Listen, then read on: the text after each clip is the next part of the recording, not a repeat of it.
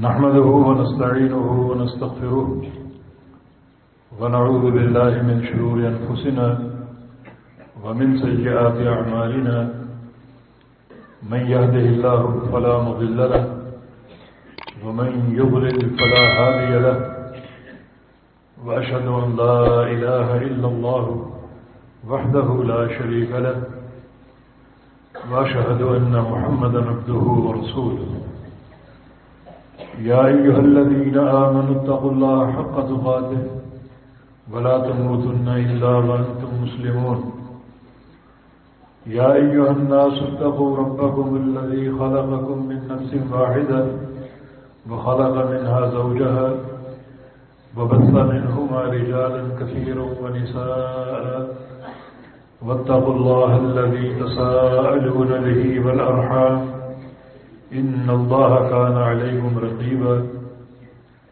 يا أيها الذين آمنوا اتقوا الله وقولوا قولا سديدا يصلح لكم أعمالكم ويغفر لكم ذنوبكم ومن يطع الله ورسوله فقد فاز فوزا عظيما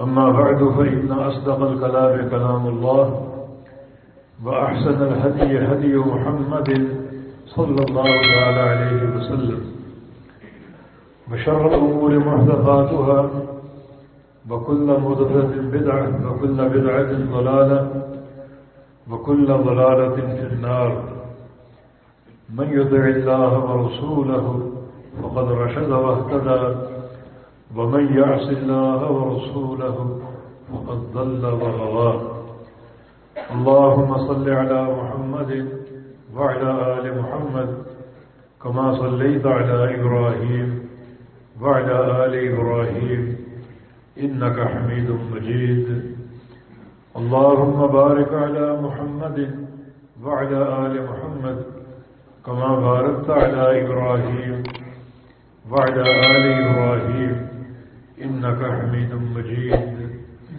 سبحانك لا علم لنا إلا ما علمتنا إنك أنت العليم الحكيم رب اشرح لي صدري ويسر لي أمري واحلل عقدة من لساني يفقه قولي لقد قال الله سبحانه وتعالى بعد أعوذ بالله من الشيطان الرجيم من همزه ونفخه ونفسه بسم الله الرحمن الرحيم ألم تر كيف ضرب الله مثلا كلمة طيبة كشجرة طيبة أصلها ثابت وفرعها في السماء تؤتي أكلها كل حين بإذن ربها ويضرب الله الأمثال للناس لعلهم يتذكرون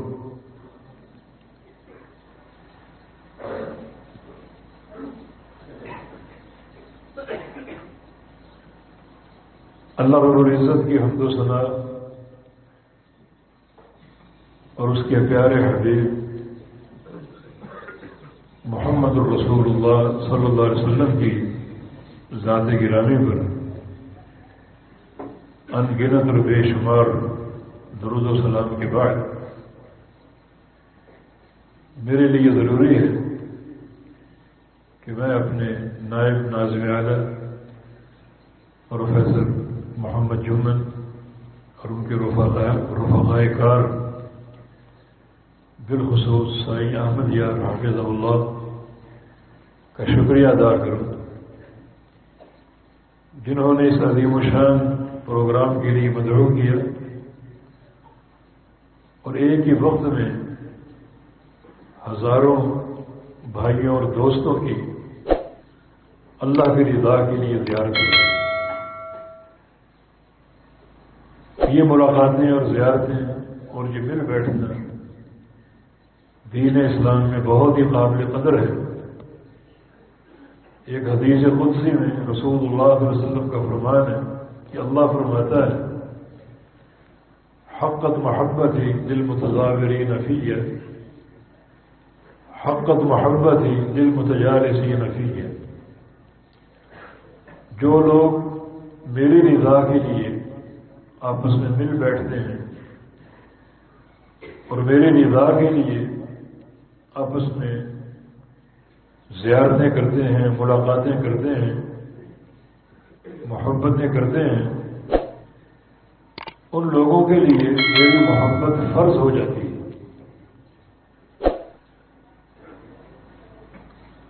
یہ ملاقاتیں اور زیارتیں اور مل بیٹھنا جس میں صرف اللہ تعالیٰ کی محبت کار فرما ہوتی ہے، اسے رسول اللہ صلی اللہ علیہ وسلم نے حلاوت ایمانی کی بنیاد قرار دیا ہے۔ صحیح بخاری کی حدیث ہے، ثلاث من کن فیہ وجد بہن حلاوت الایمان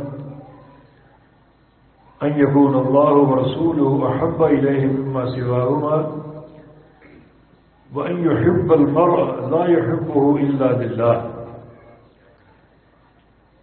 جس شخص کے اندر تین چیزیں پیدا ہو جائیں وہ حلاوت ایمانی پا لیتا ہے، وہ ایمان کی مٹھاس اور ذائقہ حاصل کر لیتا ہے۔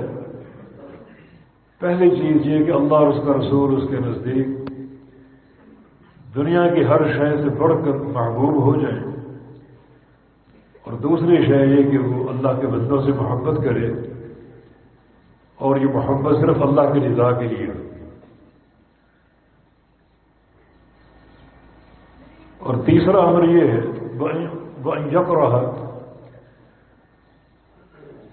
أَن يَعُودَ فِي الْكُفْرِ بَعْدَمَا أَنْقَذَهُ اللَّهُ كَمَا يَكْرَهُ أَن يُقْذَفَ فِي النَّارِ، کہ کفر یا کفر کا معاشرہ یا کفر کی ثقافت کی طرف لوٹنا اتنا برا سمجھے جیسے آگ میں جانا برا سمجھتا ہے۔ یہ تین چیزیں اگر پوری قوت سے پیدا ہو جائیں تو اللہ رب العزت ایسے انسان کو حلاوت ایمانی عطا فرما دیتا ہے، اور قیامت کے دن میدان محشر میں جہاں سارے اولین و آخرین جمع ہوں گے بڑی مشکل صورت حال ہوگی۔ اس وقت اللہ تعالیٰ کا اجر سب سے پہلے جن لوگوں کو حاصل ہوگا وہ یہی لوگ ہیں۔ جب خالق کائنات کی طرف سے ندا آئے گی این المتحابون بی این المتحابون بجلالی، وہ لوگ کہاں ہیں جو دنیا میں محبتیں کرتے تھے میرے لیے، ان کا ملنا جلنا میرے لیے تھا، چہروں کی زیارتیں کرنا میرے لیے تھا، وہ لوگ کہاں ہیں؟ دعا ہے کہ اللہ تعالیٰ مجھے اور آپ کو اس موقع پر کھڑا ہونے کی توفیق دے دے۔ ان کے لیے دو اعزاز ہوں، لہم منابر من نور یغبطہم النبیون والصدیقون والشہداء، ایک تو نور کے ممبر تیار ہوں گے جن پر ان کو بٹھایا جائے گا، اس قدر اللہ تعالیٰ کا قرب حاصل ہوگا کہ انبیاء اور صدیقین اور شہداء انہیں دیکھ کر رشک کریں۔ اور دوسرا اعزاز الیوم اظلہم تحت ظلی یوم لا ظل الا ظلی، کہ آج میں انہیں اپنے عرش کا سایہ عطا فرما دوں گا، جبکہ سورج ایک میل کے فاصلے پر ہے اور گرمی اور پسینے سے برا حال ہوگا، حرارت کی شدت بڑی پریشان کن ہوگی، مگر میں انہیں پریشان نہیں ہونے دوں گا، اپنے عرش کا سایہ ان کو عطا فرما دوں گا، جبکہ قیامت کے دن اس سائے کے علاوہ کوئی سایہ نہیں ہوگا۔ تو اللہ تعالیٰ ہمیں آج کی یہ ملاقات اور یہ زیارت، یہ مل بیٹھنا اپنی رضا کے لیے قبول کر لے، اور جو ان محبتوں کے اثرات ہیں اور نتائج ہیں، اللہ پاک مجھے اور آپ کو عطا فرمائے۔ یہ اجتماع ہمارا اسی حدیث کے تناظر میں اللہ تعالیٰ کے ہاں شرف قبولیت والے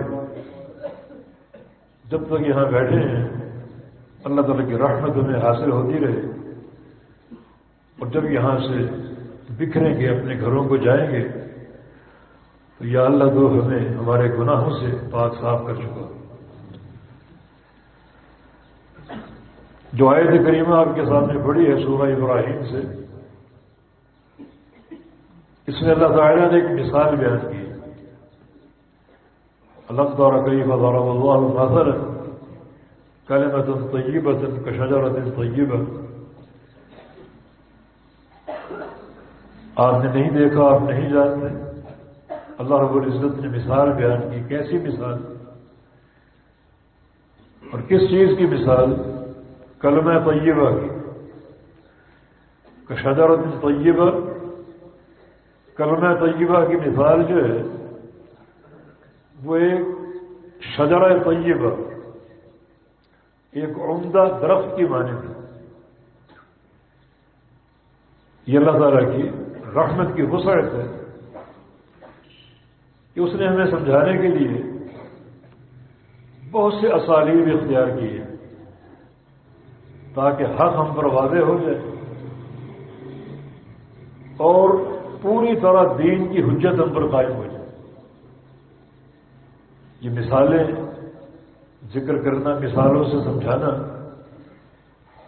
یہ شرعی اسلوب ہے۔ قرآن پاک میں تقریباً 43 مثالیں ہیں اللہ تعالیٰ نے جو بیان فرمائی، اور ان مثالوں کے ذریعے اللہ رب العزت نے بہت سے مسائل آشکارا کی اور واضح کی۔ مثالوں سے بات واضح ہوتی ہے، بات کو سمجھنا آسان ہوتا ہے، اور ہر بات کی حقیقت عیاں ہو جاتی ہے۔ یہ ایک بہت ہی عمدہ اسلوب ہے۔ اب اگر کہا جائے کہ شرک بہت بری چیز ہے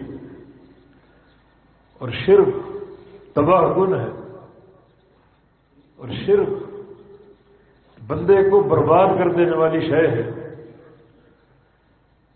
شرک کا انجام بڑا ہولناک ہے، تو آپ اس طرح نہیں سمجھ پائیں گے جیسے اس مثال سے سمجھیں گے۔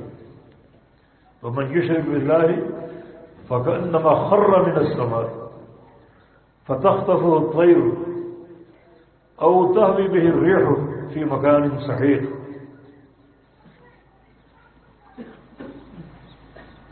جو اللہ کے ساتھ شرک کرتا ہے کیسی بربادی اس کے کھاتے میں آتی ہے، یوں سمجھو کہ جیسے اس کو آسمان سے گرا دیا گیا ہے،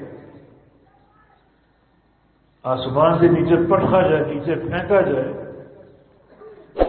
تو کتنا یہ ہولناک انجام ہے۔ تو اللہ رب العزت نے یہ شرک کی مذمت اور شناعت ہمیں اس مثال سے سمجھائی۔ آسمان سے پھینکا جائے، گرایا جائے، اور راستے میں خونی پرندے اچک لیں، اس کو بمبھوڑ ڈالیں، اور یا پھر تیز رفتار آندھیوں کی لپیٹ میں آ جائے اور وہ آندھیوں سے دور دراز علاقے میں پٹک کے رکھ دیں۔ یہ شرک کرنے والے کا ہولناک انجام ہے۔ اس مثال سے شرک کی حقیقت و مذمت اور واضح ہو جاتی ہے کہ ایک مشرک انسان کس طرح تباہ و برباد ہو جاتا ہے اور اس کی دنیا اور آخرت برباد ہو جاتی ہے۔ اس مثال کو سن کر کسی انسان میں شرک کرنے کی ہمت ہوگی کہ شرک اختیار کرنے کی صورت میں گویا مجھے آسمان سے پھینک دیا گیا، اس قدر کلفت مجھ پر ڈال دی گئی۔ اللہ تعالیٰ نے ایک مقام پر شرک کی ایک اور مثال دی، بلکہ مشرکین کے جو معبودان باطلہ ہیں ان کی حقیقت کو واضح کیا۔ یا ایھا الناس ضرب مثل فاستمعوا له، اے لوگوں ایک مثال بیان کی جا رہی ہے، اسے سنو۔ یہ فاستمعوا له سنو، اس سے واضح ہوتا ہے، ثابت ہوتا ہے کہ اللہ تعالیٰ کی بیان کردہ مثالیں خوب غور سے اور توجہ سے سننی چاہیے۔ ان الذين تدعون من دونه لن يخلقوا ذبابا ولو اجتمعوا له، جن جن کو تم اللہ کے سوا پکارتے ہو وہ تو ایک مکھی پیدا نہیں کر سکتے۔ جس کو پکارا جاتا ہے اس کا خالق ہونا ضروری ہے۔ قوم نوح سے شرک کا آغاز ہوا، ہر نبی کے دور میں شرک ہوا، آج تک ہو رہا ہے، قیامت تک ہوتا رہے گا۔ جتنے معبودان باطلہ ہیں تمہارے ان سب کو جمع کر دو اور یہ سارے جمع ہو کر ایک خسیس جانور مکھی بھی نہیں بنا سکتے۔ تم ان سے کیا توقعات وابستہ کیے بیٹھے ہو؟ ان سے روزی مانگتے ہو، اولادیں مانگتے ہو، شفا طلب کرتے ہو، شدائد کا علاج ان سے ڈھونڈتے ہو، اور مکھی بنانا دور کی بات نہیں، بھائی یسلم ہو دباؤ۔ اگر مکھی کوئی چیز ان سے چھین لے جو وہ کھانا کھا رہے ہو، اس پر آگے بیٹھ جائے اور ایک ذرے کی مقدار میں کوئی چیز اٹھا لے، چھین لے، تو اسے بھی واپس نہیں لے سکتے۔ سارے معبودان باطلہ جمع ہو کر اتنا کام بھی نہیں کر سکتے، ایک ذرے پر ان کا اختیار نہیں ہے۔ تو یہ مثال کس قدر شرک کی نحوست اور مذمت پر مشتمل ہے۔ مشرکین کی بے عقلی کو واضح کرتی ہے کہ کن کو تم پکارتے ہو۔ جن جن کو پکارا جا رہا ہے یا پکارا جاتا رہے گا یہ سارے مل کر ایک مکھی نہیں بنا سکتے۔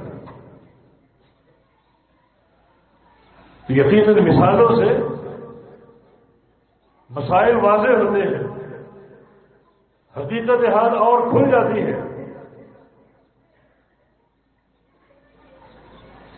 اور معاملہ آشکارا ہو جاتا ہے۔ یہ خالق کائنات کا احسان عظیم ہے۔ اب صدقہ ہم دیتے ہیں، اس صدقے کے آثار کیا ہیں اور اس کے نتائج کیا ہیں، قرآن نے ایک مثال سے واضح کیا۔ ان الذين ينفقون اموالهم في سبيل الله مثل الذين ينفقون اموالهم في سبيل الله كمثل حبة، جو لوگ اپنا مال اللہ کی راہ میں خرچ کرتے ہیں ان کی مثال ایک دانے کی ہے جس کو آپ نے زمین میں بو دیا، انبتت 7 سنابل، اس ایک دانے نے 7 سٹے پیدا کر دیے، فی کل سنبلۃ 100 حبہ، ہر سٹے میں 100 دانے موجود ہیں۔ آپ نے ایک دانہ زمین کو دیا اور بویا، اللہ تعالیٰ نے آپ کو 700 دانے دے دی۔ اور واللہ یضاعف لمن یشاء، اللہ تعالیٰ جس کے لیے چاہے اس سے بھی بڑھا کر عطا فرمائے۔ اس مثال سے صدقے کا ایک عمدہ نتیجہ ہمارے سامنے آ گیا کہ بندہ ایک دانہ ہی اللہ کی راہ میں خرچ کر دے، ایک کھجور ہی اللہ کی راہ میں خرچ کرتے تو اللہ تعالیٰ کس طرح بڑھا چڑھا کر لوٹاتا ہے اور اپنے بندوں کو اس سے کئی گنا بڑھ کر عطا فرما دیتا ہے۔ ما نقص صدقۃ من مال، صدقے سے مال کم نہیں ہوتا۔ نبی علیہ السلام کی حدیث ہے کہ اللہ تعالیٰ نے باقاعدہ فرشتوں کی ڈیوٹی مقرر کر رکھی ہے جو زمین بھر میں پھیلے ہوئے ہیں اور یہ دعا کرتے رہتے ہیں اللہم اعطِ منفقا خلفا واعطِ ممسکا تلفا، یا اللہ جو بندہ تیری راہ میں خرچ کرتا ہے اسے اس کا دے کوئی بدل عطا فرما دے بڑھا چڑھا کے، اور جو بخیل ہے اس کے نقصان کو بڑھا دے، جو خرچ کرتا ہے اس کے مال کو بڑھا دے، اور جو بخیل ہے اس کے نقصان کو بڑھا دے۔ ہم نمازوں سے غافل ہوتے ہیں، اوقات کی پابندی نہیں کر پاتے، لیکن اس کا کیا وبال ہے، اس کا کیا خمیازہ بھگتنا پڑے گا۔ نبی علیہ السلام کی ایک حدیث میں ایک مثال کا ذکر ہے، من فاتت صلاۃ العصر فکأنما بطر اہلہ ومالہ، جس شخص کی عصر کی نماز لیٹ ہو جائے، عصر کی نماز تاخیر سے پڑھے، اب اس کے کھاتے میں کیا نقصان جا رہا ہے، کیا بربادی جا رہی ہے، اسے اس کا احساس نہیں ہے، مگر اس مثال سے سمجھ لے کہ گویا اس کا سارا اہل، بیوی بچے، بھائی بہنیں، ماں باپ، اس کا سرمایہ اور اس کا مال سب کا سب ایک مقام پر جمع کر کے اس کو آگ لگا دی، کیا اس کے احساسات ہوں گے جو اپنی نگاہوں کے سامنے بچوں کو چلتا ہوا دیکھے گا، اپنی کمائی کو چلتا ہوا دیکھے گا۔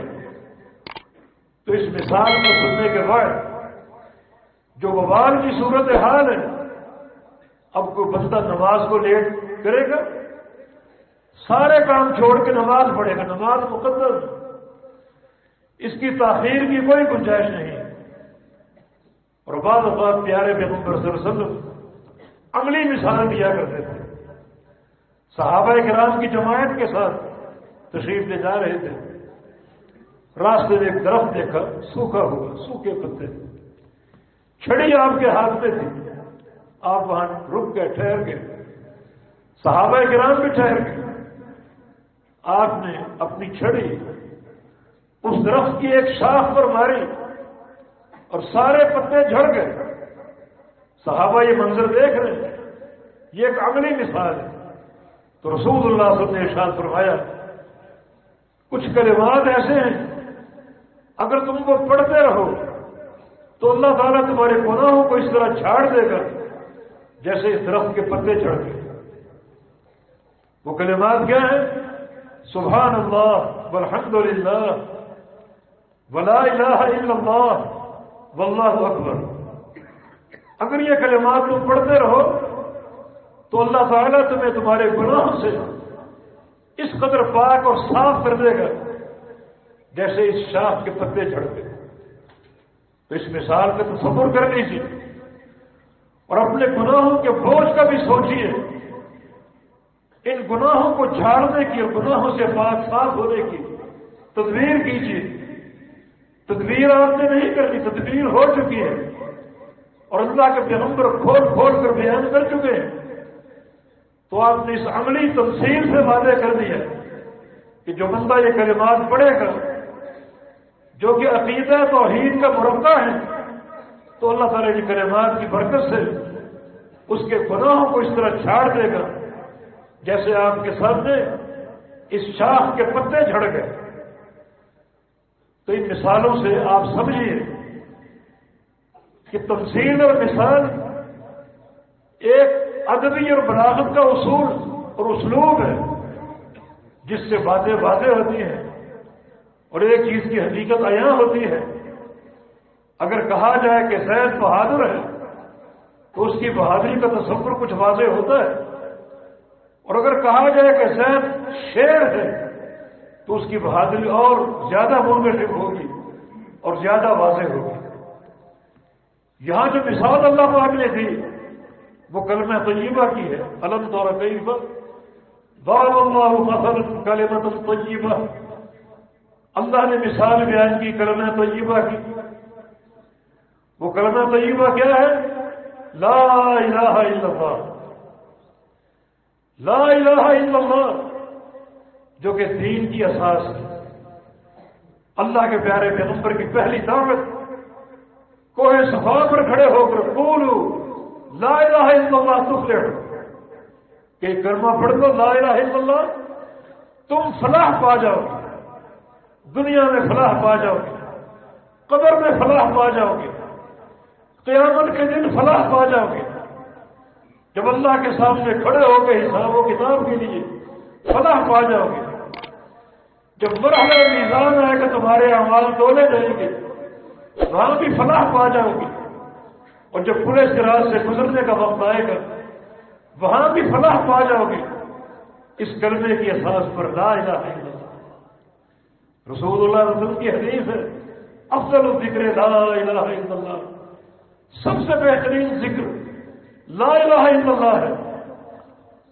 نوح علیہ السلام نے اپنے بیٹوں کو وصیت کی اوصیکم بلا الہ الا اللہ، کہ میں تمہیں زندگی بھر لا الہ الا اللہ اختیار کیے رہنے کی وصیت کرتا ہوں، کبھی اس کلمے سے غافل نہ ہونا اور کبھی تمہاری توجہ اس کلمے سے اوجھل نہ ہو، کثرت اس کا ذکر جاری رکھنا، اٹھتے بیٹھتے پڑھو لا الہ الا اللہ، کیونکہ اگر ساتوں آسمان اور ساتوں زمینیں اور آسمانوں اور زمینوں کو آباد کرنے والے ایک پلڑے میں ہو اور وضعت لا الہ الا اللہ فی کفن اخری، دوسرے پلڑے میں صرف کلمہ لا الہ الا اللہ ہو تو یہ پلڑا بھاری ہوگا اور آسمانوں اور زمینوں کا پلڑا ہلکا پڑ جائے گا۔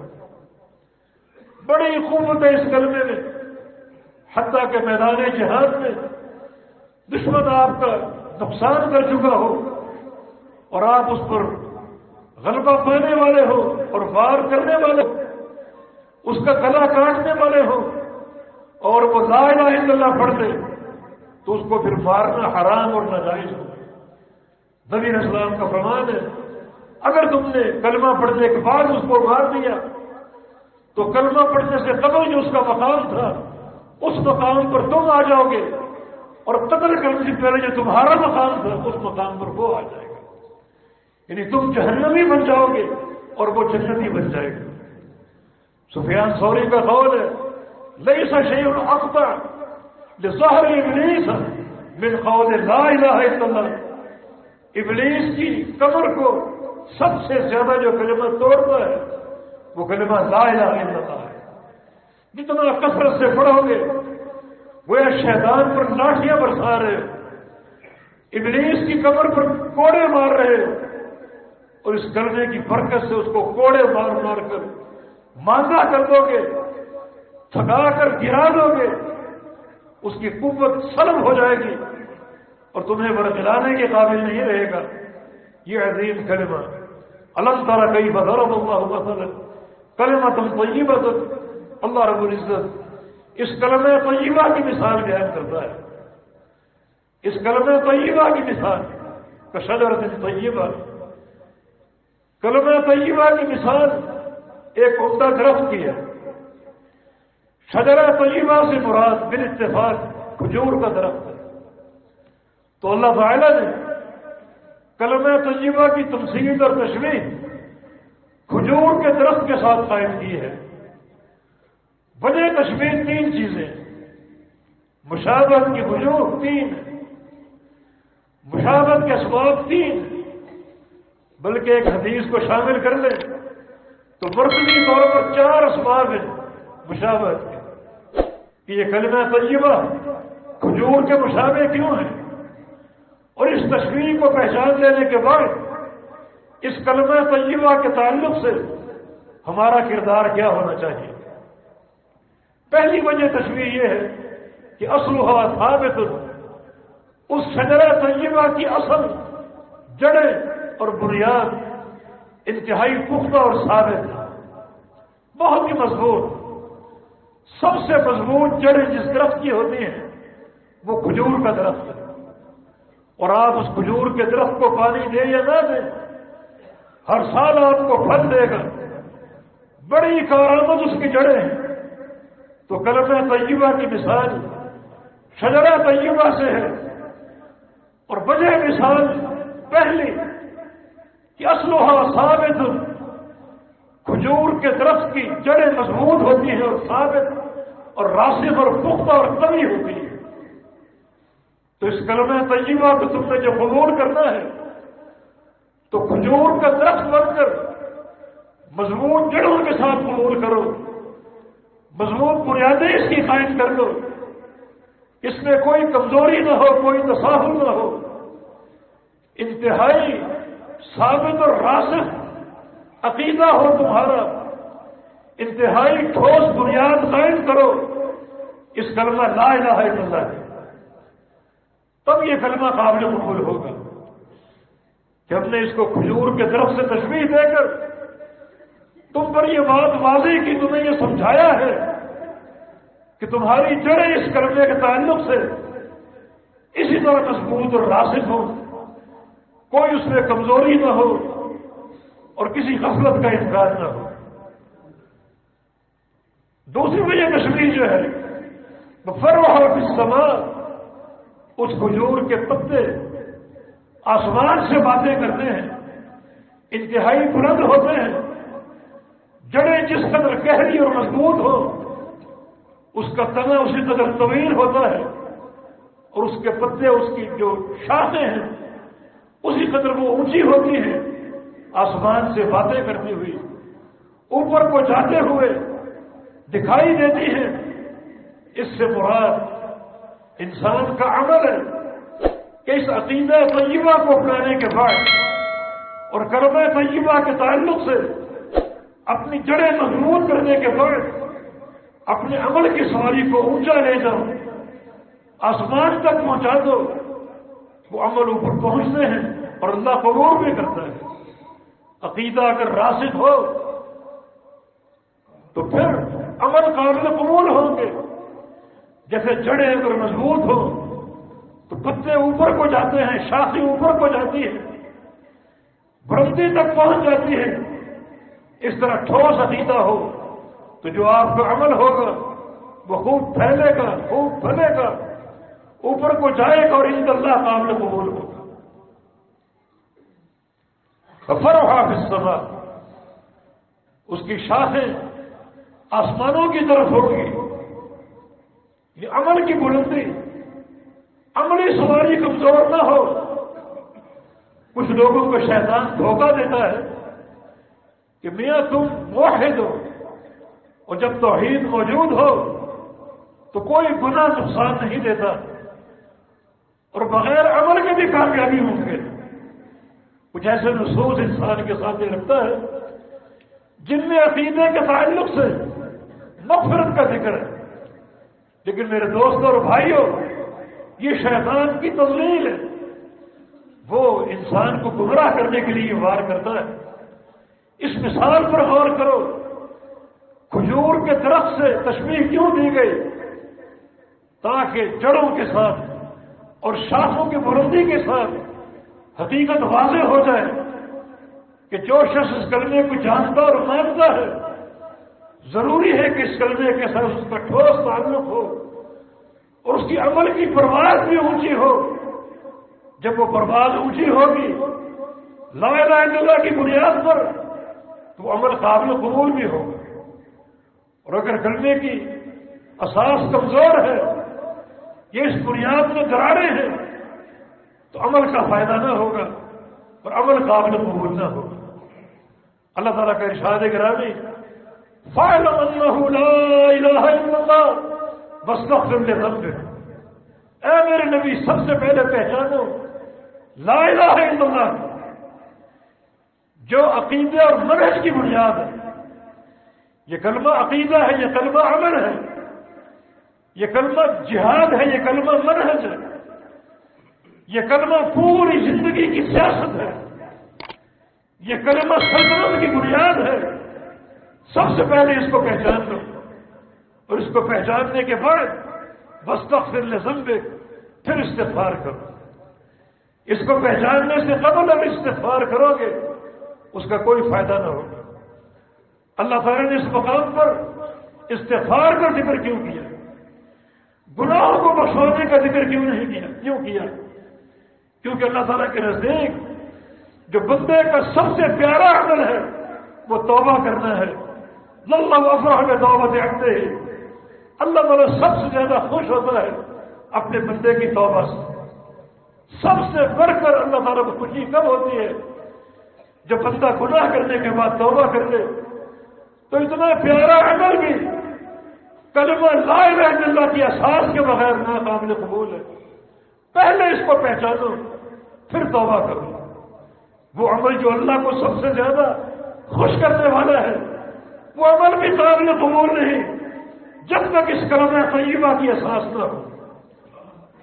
ان اللہ یمد یدہ بالنہار لیتوب مسیء اللیل، اللہ اس قدر خوش ہوتا ہے دن چڑھتا اللہ اپنے ہاتھ کو پھیلا دیتا ہے تاکہ جن بندوں نے رات کو گناہ کیا ہے وہ دن کے اجالے میں توبہ کر دیں. یہ ہاتھ کا پھیلا دینا ہم اللہ کے لیے مثال بیان نہیں کرتے، لیکن اس سے یہ بات واضح ہوتی ہے کہ اللہ کس قدر خوش ہوتا ہے. گناہ گار بندوں کا انتظار کرتا ہے کہ توبہ کر لو. فَيَمُدُّ يَدَهُ بِاللَّيْلِ لِيَتُوبَ مُسِيءُ النَّهَارِ، اور جب رات چڑھتی ہے اللہ پھر اپنے ہاتھ کو پھیلا دیتا ہے تاکہ جن بندوں نے دن کے اجالے میں گناہ کیے وہ رات کو چھپ کر توبہ کرتے.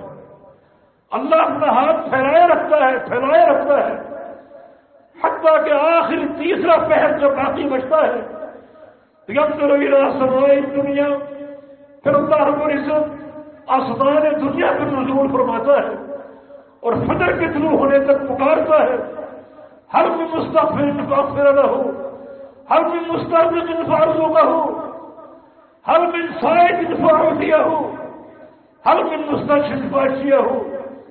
ہے کوئی روزی کا طالب مجھ سے روزی طلب کر لو، کوئی بخشش کا طالب مجھ سے گناہ کی بخشش طلب کر لو، گناہ بخشوا دو. کوئی مریض شفا کا طالب ہو تو اس سے شفا طلب کر لو. آخری تیسرا پہر اللہ تعالیٰ پکارتا رہتا ہے آسمان اول پر نزول فرما کر. اس قدر وہ بخشش سے محبت کرتا ہے اور بندوں کے توبہ اور استغفار کو پسند کرتا ہے.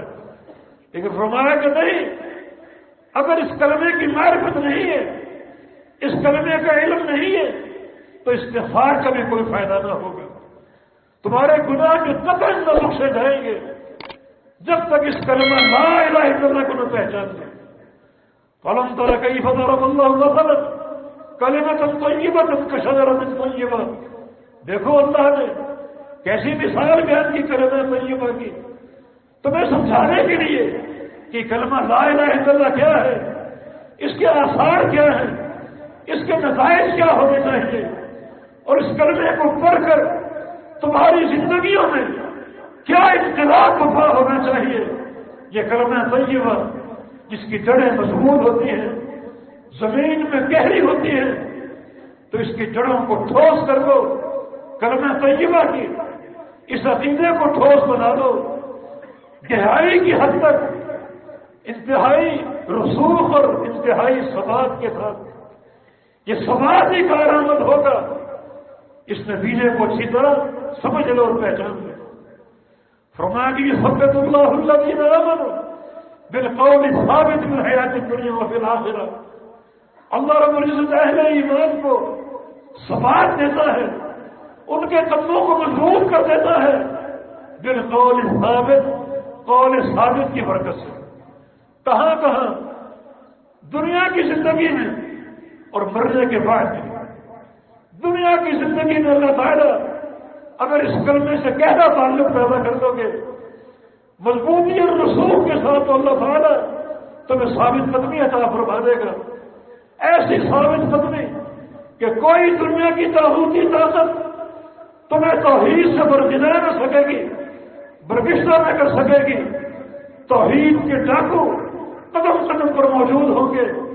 کسی کا رخنا توحید الوہیت میں ہوگا، کسی کا رخنا توحید ربوبیت میں ہوگا، اور کسی کا رخنا توحید اسماء و صفات میں ہوگا. لیکن اگر تم پوری گہرائی کے ساتھ، پورے فہم اور علم اور ادراک کے ساتھ اس کلمے کو اختیار کر لو گے تو اللہ تعالیٰ تمہیں ایسی ثابت قدمی دے گا کہ نہ شیطان کا مار کارگر ہوگا اور نہ ہی کوئی دنیا کی تحریک اور طاقت تمہیں عقیدہ توحید سے برگشتہ سکے گی اور دور کر سکے گی. اور پھر مرنے کے بعد بھی اللہ تعالیٰ ثبات عطا فرما دے گا. قبر میں جاؤ گے ہر طرف سے عذاب تم پر حملہ کرنے کی کوشش کرے گا، مگر اس کلمے کی برکت سے اور جو تم نے اذکار کیے، اعمال صالحہ کیے، وہ تمہارا دفاع کریں گے. فرشتے پہنچ جائیں گے سوال کرنے کے لیے. اللہ تعالیٰ وہاں بھی ثابت قدمی عطا فرما دے گا. اور قیامت کے دن بھی بہت سے مراحل ہیں جہاں پر ثبات کی ضرورت ہے، قدموں کی پختگی کی ضرورت ہے، وہ بھی تم کو مل جائے گی، حاصل ہو جائے گی. لیکن بالقول ثابت، قول ثابت کی برکت سے. اور یہ قول ثابت کیا ہے؟ عبداللہ بن عباس کا قول ہے، وہ قول ثابت لا الہ الا اللہ. یہ ثبوت اپنے اندر پیدا کرو. اس کلمے کو سمجھ کر اس کے ادراک کے ساتھ. ادراک بڑا آسان ہے، کوئی مشکل کام نہیں ہے. تو آپ کو پہاڑ کھودنے کی دعوت نہیں دی جا رہی، بلکہ صرف دو بنیادی نقطوں کو سمجھ لو. یہ لا الہ الا اللہ، اس کے دو رکن ہیں. لا الہ ایک رکن ہے اور الا اللہ دوسرا رکن ہے. بس یہ دو رکن ہے کلمے کے، ان کو پہچان. لا الہ رکن نفی ہے جس کا معنی کوئی معبود نہیں. اس کو پہچان لو اور پہچاننے کے بعد اس پر ڈٹ جاؤ اور جم جاؤ اس پر کہ کوئی معبود نہیں. اب نہ کوئی زندہ، نہ کوئی مردہ، نہ کوئی زمین کے اوپر، نہ کوئی زمین کے اندر، نہ کوئی لاہوری سرکار، نہ کوئی پاک بدر کی سرکار. کوئی سرکار میں کوئی معبود نہیں، کوئی پکارے جانے کے لائق نہیں، کوئی مشکل کشا نہیں، کوئی حاجت روا نہیں. یہ کلمہ لا الہ نفی کی بنیاد. جب نفی آ گئی، نفی مطلق ہے، کسی استثناء کے بغیر اور کسی تخصیص کے بغیر مطلق یہ نفی ہے. کوئی معبود نہیں ہے، کہیں بھی نہیں ہے، کسی دور میں نہیں ہے، کسی زمانے میں نہیں ہے، کسی مقام پر نہیں ہے، کسی گاؤں کوٹ میں نہیں ہے. یہ رکن نفی ہے. نفی کو سمجھو، نفی کو پہچانو، پھر رکن اس بات آگے آ جاتا ہے. الا اللہ، صرف ایک اللہ، باقی سارے معبود جو بنائے گئے، تراشے گئے، وہ معبودان باطلہ ہے. صرف ایک ہی معبود حق ہے اور وہ اللہ رب العزت ہے. تو یہ دو بنیادیں اس کلمے کی، نفی کی بنیاد اور اس بات کی بنیاد. اس کو پہچان دو. فاعلم انہ لا الہ الا اللہ. اس کلمے کو پہچان دو اور پہچان لینے کے بعد اس پر ڈٹ جاؤ اور جم جاؤ. رکن نفی کو اختیار کر لو، رکن اس بات کو اختیار کر لو. یہ ہے اصلھا ثابت. مضبوط اس کی بنیادیں ہیں، مضبوط اس کی جڑیں ہیں. مضبوط بناؤ. پھر یہ کلمہ سرسری نہیں ہے، یہ کلمہ ایسی گواہی نہیں ہے کہ تم اس گواہی کو بغیر فہم کے ادا کرتے رہو. گواہی کا فہم ضروری ہے. اگر آپ عدالت میں کھڑے ہوں، وکیل آپ پر چرا کرے، گواہی دینے آپ گئے ہیں اور آپ کو گواہی کا علم نہ ہو تو آپ کی گواہی مسرد ہو جائے گی. اس کی آپ کو سزا مل سکتی ہے. یہ تو دنیا کی گواہیاں ہیں، جبکہ توحید کی گواہی اعظم الشہادہ ہے. کائنات کی سب سے بڑی گواہی، اللہ رب العزت کی وحدانیت کی گواہی، یہ بغیر علم کے کیسے قابل قبول ہوگی؟ علم حاصل کرو، ادراک حاصل کرو، اس علم اور ادراک پر پوری قوت کے ساتھ چل جاؤ. جیسے کھجور کے درخت کی جڑیں ہوتی ہیں، بڑی مضبوط جڑیں، ان مضبوط جڑوں کی طرح اس کرنے کا عقیدہ اختیار کر لو اور ٹھوس ہو جاؤ، ٹھوس بنیادیں اختیار کر لو. فرعها في السماء. اور پھر اس کی جڑیں جب مضبوط ہوئیں تو اس کی شاخیں اور پتے آسمانوں کی طرف دراز ہو چکے. اب جو عمل کرو گے اوپر کو جائیں گے اور اللہ کے ہاں قابل قبول ہوں گے. اللہ ان اعمال کو مسترد نہیں کرے گا بلکہ ان اعمال کو قبول کرے گا. مگر ساتھ ساتھ یہ حقیقت بھی سمجھو کہ خالی کلمے کی معرفت اور لا الہ الا اللہ پر چل جانا کافی نہیں، عمل صالح کی بھی ضرورت ہے. تلک الجنۃ التی اورثتموها بما کنتم تعملون. تمہیں جنت کی وراثت دی جائے گی تمہارے عمل کی برکت سے. عمل کرو. اللہ کے دائرے میں عمل نہیں کرتے. ان سے بڑھ کر موحد کون ہو سکتا ہے؟ ان سے بڑھ کر توحید کا پرچار کرنے والا کون ہو سکتا ہے؟ ان سے بڑھ کر عقیدے کا فہم کسے ہو سکتا ہے؟ ان سے بڑھ کر کھجور کے درخت کی طرح ٹھوس اس کلمے کی جڑیں کسی ہو سکتی ہیں؟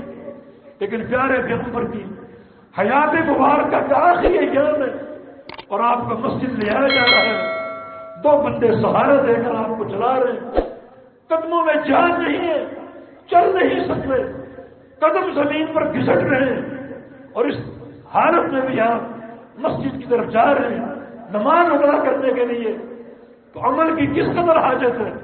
یہ شیطان کی ایک سازش ہے، اس کا ایک وسوسہ ہے جو پیدا کرتا ہے کہ تم موحد ہو، تمہاری بخشش توحید کی برکت سے ہو جائے گی، عمل کی ضرورت نہیں ہے۔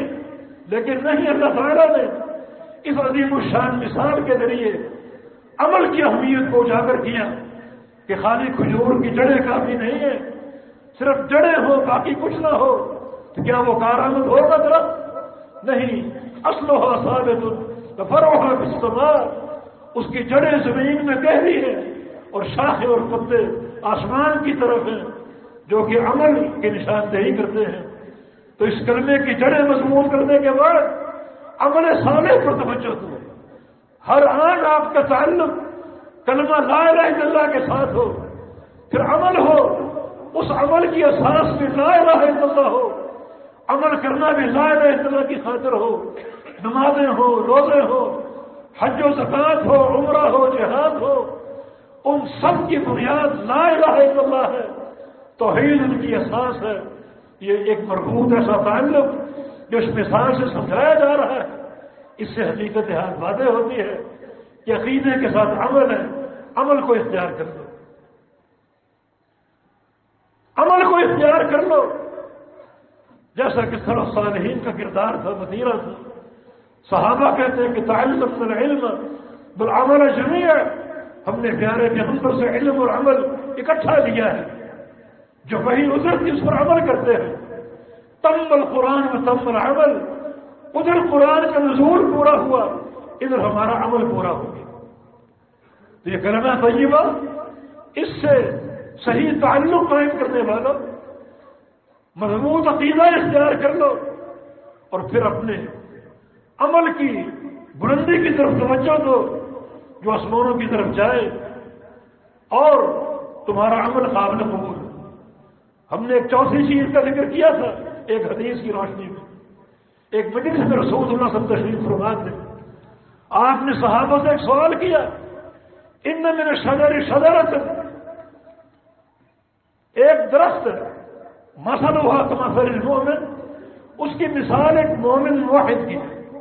وہ درخت ایک مومن جیسا ہے، ایک موحد جیسا ہے، اس کی ایک نشانی ہم بتا دیتے ہیں، لا يتحاد ورقها، اس کے پتے نہیں جھڑتے، اس کے پتے نہیں گرتے۔ حدثونی ما ہی، ذرا مجھے بتاؤ وہ درخت کیا ہے، وہ کون سا درخت ہے؟ عبداللہ بن عمر اس حدیث کے راوی ہیں، فرماتے ہیں کہ وقع الناس بشجر مبادی، لوگوں کے ذہن جنگل کی طرف چلے گئے، درختوں کے بارے میں غور کرنے لگے وہ کون سا درخت ہے جس کی مثال مومن کی سی ہے، جس کے پتے نہیں چڑھتے۔ ابو بکر عمر اس مجلس میں موجود تھے، لیکن کوئی جواب نہ دے سکے، سب خاموش رہے۔ عبداللہ فرماتے ہیں کہ میرے ذہن میں خیال ہے کہ النخلہ، یہ کھجور کا درخت ہو سکتا ہے، مگر میں نے حیا کی بنا پر جواب نہ دیا کہ جہاں میرے والد گرامی موجود ہیں اور وہ خاموش ہیں، اور جو افضل و حاضر عمر ابو بکر صدیق موجود ہیں اور وہ خاموش ہیں، وہاں میرا بات کرنا مناسب نہیں ہے۔ جب سارے صحابہ خاموش رہے تو اللہ کے پیارے پیغمبر نے خود جواب دیا کہ ان النخلہ، وہ درخت کھجور کا درخت ہے جس کی مثال مومن کی سی ہے۔ بعد عبداللہ بن عمر اپنے والد سے کہا کہ مجھے اس کا جواب معلوم ہو چکا تھا، مگر میں حیا کی بنا پر خاموش رہا کہ بڑے بڑے صحابہ اور کبار صحابہ موجود ہیں جو کہ خاموش ہیں اور جواب نہیں دے پا رہے، میرا جواب دینا مناسب نہیں۔ جناب عمر بن خطاب نے فرمایا اگر تم یہ جواب دے دیتے، تمہارا یہ جواب مجھے دنیا کی ساری دولتوں سے محبوب ہوتا ہوں۔ علم ایک دولت ہے، علم ایک خزانہ ہے، اور علم بھی وہ جس کے تانے بانے عقیدہ توحید سے جڑتے ہوں۔ ساری دنیا ایک طرف ہو، دنیا کے خزانے ایک طرف ہو، اس علم کا ایک نقطہ ان تمام خزانوں سے قیمتی ہے، اس کے پتے نہیں جھڑتے۔ تو اس درخت کی مثال ایک مومن موحد کی ہے جس کا سینہ لا الہ الا اللہ کے نور سے روشن ہے، پتے نہیں جھڑتے اس درخت کے۔ اس کا معنی کیا ہے؟ پتوں کا اونچا ہونا اور پتوں کا نہ جھڑنا۔ ان مثالوں سے کیا سمجھایا جائے؟ ایک تو کلمہ طیبہ کی برکت سے عمل اوپر کو پرواز کرتے ہیں، بلندی کی طرف جاتے ہیں، اور دوسرا پتے نہیں جھڑتے، مانا وہ عمل ضائع نہیں ہوتے، دعائیں مسترد نہیں ہوتی۔ اگر تم اس کلمے سے صحیح معنی میں تعلق جوڑو گے، صحیح معنی میں تعلق قائم کرو گے، تمہارے عمل اوپر کو پرواز کریں گے اور جڑیں گے نہیں، گریں گے نہیں، بلکہ قائم رہیں گے۔ اللہ ان کی حفاظت کرے گا۔ دعائیں کرو گے، رد نہیں ہوں گے، اللہ قبول کرے گا۔ یہ اس کلمہ طیبہ کی برکت ہے، اور اس کلمہ طیبہ کی بنیاد پر عمل کرنے کی اور دعائیں کرنے کی برکت ہے۔ دعائیں قبول ہوں گی، عمل قابل قبول ہوں گے، اور کوئی چیز مسترد نہیں ہوگی۔ بہت بڑی بشارت ہے، ورنہ قرآن کہتے ہیں بسم اللہ الرحمن الرحیم هل أتاك حديث الغاشية وجوه يومئذ خاشعة عاملة ناصبة۔ آؤ تمہیں قیامت کی خبر دے، بڑی ہولناک خبر۔ اس دن بہت سے چہرے ذلیل ہوں گے، کالے اور سیاہ ہوں گے، گرد و غبار کی تہیں جمع ہوں گی۔ کیا ان کا قصور ہے؟ یہ لوگ بد کردار تھے؟ فرمایا نہیں، با کردار تھے۔ عاملۃ، عمل کرنے والے، اور ناصبہ، عمل کر کر کے تھک جانے والے، بے تحاشا عمل کرنے والے، لیکن تصلا نار حامیہ، دہتی جہنم کی آگ کا لقمہ بن جائیں گے۔ جہنم کے کوئلے اور جہنم کے شعلے انہیں پسند کر دیں گے، حالانکہ عمل کرتے تھے، عمل کر کر کے تھک جاتے تھے، ریاستیں کرتے تھے، دین کی خاطر ٹکرے مارتے تھے، مگر عمل قابل قبول نہیں۔ وجہ کیا ہے؟ وجہ یہ کہ جو مثال اللہ نے بیان کی کلمہ طیبہ کی، اس مثال کے جو آثار اور نتائج ہیں ان پر یہ غور نہیں کرتے تھے۔ عقیدے میں دراڑ آ جائے، عمل میں اگر خلاف سنت راستہ اپنا لو، ساری محنتیں رائے گاہ ہیں اور ساری کوششیں بیکار ہیں۔ لیکن ایک مومن موحد کی مثال اگر کلمہ طیبہ صحیح فہم کے ساتھ قبول کر کے گہرائی اور مضبوطی کے ساتھ تعلق قائم کر لو گے، اور عمل کی شاخیں سنت مصطفیٰ کی اساس پر آسمان کی طرف دراز کرو گے، کوئی نیکی نہیں گرے گی، کوئی دعا رد نہیں ہوگی، ہر عمل قابل قبول ہوگا، ہر دعا عند اللہ قابل قبول ہوگی۔ اللہ تمہارے اعمال کی حفاظت کرے گا۔ نبی علیہ السلام کے بعد حدیث کے مطابق کچھ بندوں کے اعمال ایسے ہوتے ہیں کہ اللہ تعالیٰ ایک قیمتی دستاویز میں ان اعمال کو لکھ کر اپنی مہر لگا کر محفوظ کر دیتا ہے۔ اللہ کی مہر کو دنیا کی کوئی طاقت توڑ نہیں سکے گی۔ یہ مہر اسی عقیدہ توحید کی اساس پر لگتی ہے، عقیدے کے فہم کی اساس پر لگتی ہے کہ اللہ عمل کی حفاظت کرتا ہے۔ نبی علیہ السلام کی ایک حدیث ہے کہ ایک بندے نے ایک کھجور اخلاص کے ساتھ خرچ کی۔ اخلاص میں عقیدہ شرط ہے، اخلاص میں ریاکاری سے بچنا شرط ہے۔ اخلاص کے ساتھ خرچ کر کے وہ بھول چکا، اللہ تعالیٰ نے اس کھجور کو اپنے دائیں ہاتھ پہ رکھ لیا۔ یربیھا کما یربی احدکم فلوہ، اور اللہ اس کو پالنا شروع کر دیتا ہے جیسے تم اپنے جانور کے بچے کو پالتے ہو۔ آہستہ آہستہ وہ بڑھتا ہے، مگر کھجور تو قیامت تک بڑھے گی، قیامت تک پھلتی رہے گی، حتیٰ تصیر مثل احد، حتیٰ کہ قیامت کے جب بندہ اپنے میزان کی طرف بڑھے گا اپنے ترازو کو دیکھے گا جہاں اعمال تولے جائیں گے یہ کھجور ایک پہاڑ کے مانند اس کے ترازو میں پڑی ہوگی. اللہ حفاظت بھی کرے گا، اللہ بڑھائے گا بھی. ایسی قبولیت ہے اس کلمہ طیبہ کی برکت سے. عقیدے کی بنیاد کو مضبوط کر لو، اسی بنیاد پر عمل صالح کو استوار کر لو تو وہ عمل قابل قبول بھی ہوں گے. ایک پتا تک نہیں گرے گا، ایک پتا تک نہیں جھڑے گا، جبکہ بہت سے لوگ قیامت کی دنیا سے آئیں گے تو بتا لهم من اللہ ما لم يكونوا يحتسبون ان اناس من امتی یاتون یوم القیامہ باعمال کامثال جبال تہامہ. میری امت کے کچھ لوگ قیامت کی دن آئیں گے عمل لے کر، اور وہ عمل پہاڑوں کی چوٹیوں کی طرح، پہاڑوں کی چوٹیوں کی طرح. آپ کبھی مری گئے ہو، بلندی پر چڑھ کر چوٹیوں کو دیکھیں، ایک چوٹی، دوسری چوٹی، تیسری چوٹی، ہر چوٹی دوسری سے اونچی اور بلند. اس طرح قیامت کے دن کچھ لوگ کھڑے ہوں گے اور ان کے اعمال پہاڑوں کی چوٹیوں کی طرح ہوں گے. لیکن یجعلہ اللہ ہباء منثورا، اللہ ان سارے اعمال کو، پہاڑوں جیسے اعمال کو ذرے بنا کر بکھیر کر ضائع کر دے گا. کوئی عمل باقی نہیں بچے. لمحہ فکری اللہ کے بندو اس مثال پر بار بار غور کرو. الم تر کیف ضرب اللہ مثلا کلمۃ طیبۃ کشجرۃ طیبہ، کہ کلمہ طیبہ شجرہ طیبہ کی مانند ہے. جاؤ کھجور کے درخت کے پاس جا کر اس پر غور کرو.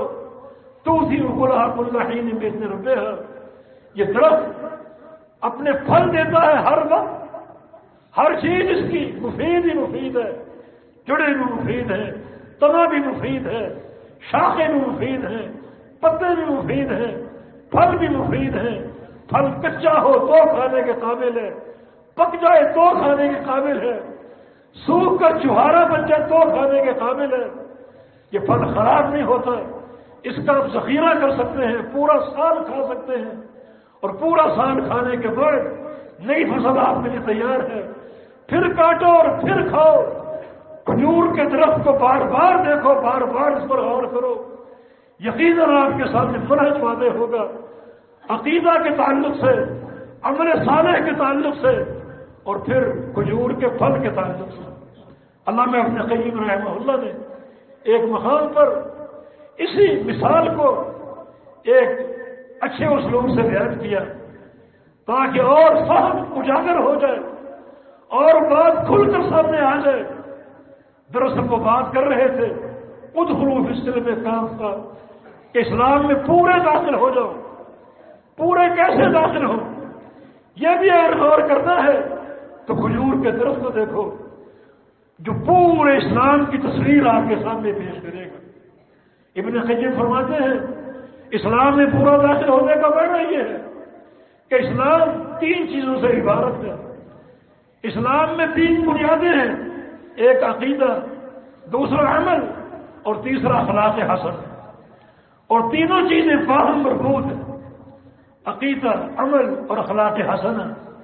پھر انہیں مثال درخت سے دی، کھجور کے درخت سے، کہ کھجور کی جڑیں بمنزلہ عقیدہ ہے، اور کھجور کے پتے بمنزلہ عمل ہے، اور کھجور کا پھل بمنزلہ اخلاق حسنہ. یہ شیرینی اور مٹھاس. نبی علیہ السلام نے ایک حدیث میں مثل المومن کمثل النحلہ بھی فرمایا کہ مومن کی مثال تو شہد کی سی ہے، شہد کی مکھی کی سی ہے جو عمدہ پھلوں کو چوستی ہے اور عمدہ چیز برآمد کرتی ہے. اس کے پیٹ میں داخل ہونے والی چیز بھی عمدہ ہے اور اس کے پیٹ سے برآمد ہونے والا شہد بھی عمدہ ہے. مومن کو ایسا ہی ہونا چاہیے، اچھی چیزوں کو چوسے، اچھے پھلوں کو چوسے، جس کی اساس کتاب و سنت ہے. عہد الحدیث تم کو مبارک ہو، تمہارا علم وہ ہے جو عرش الہی سے اترا ہے. یہ دائیں بائیں کا کھیل نہیں، یہ زمینوں والوں کے فرمودات نہیں، ان کے ملفوظات نہیں ہیں.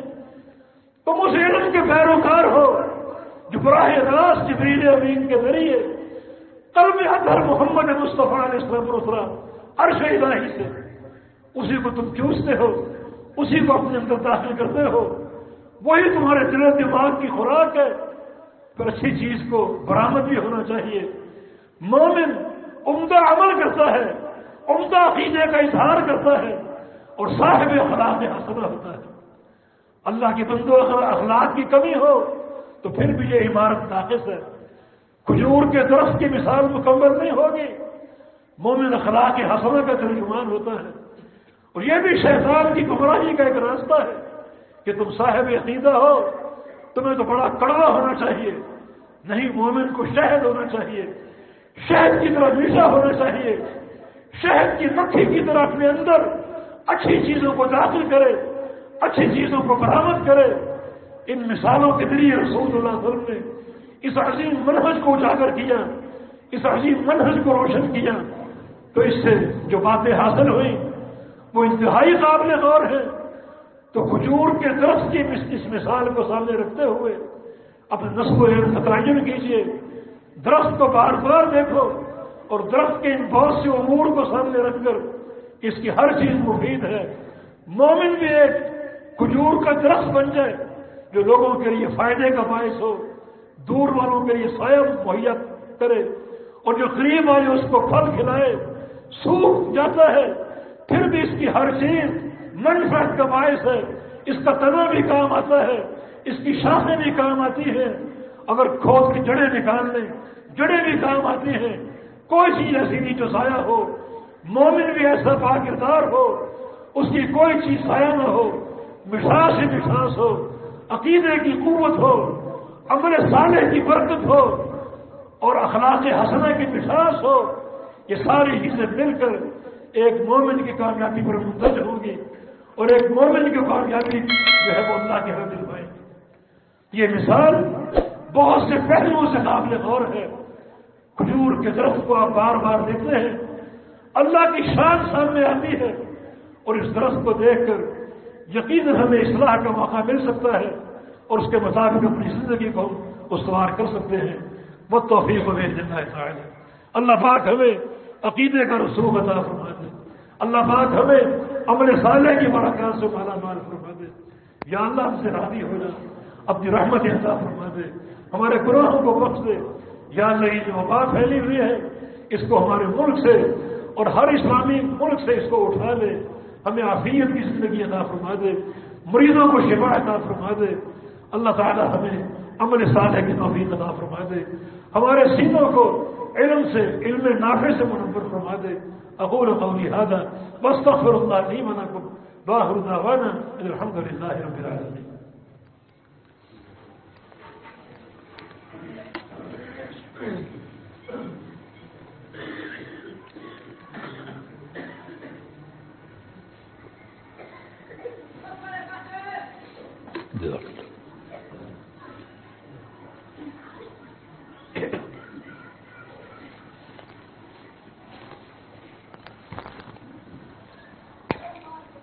الحمد للہ والصلاة والسلام علی رسول اللہ وبعد۔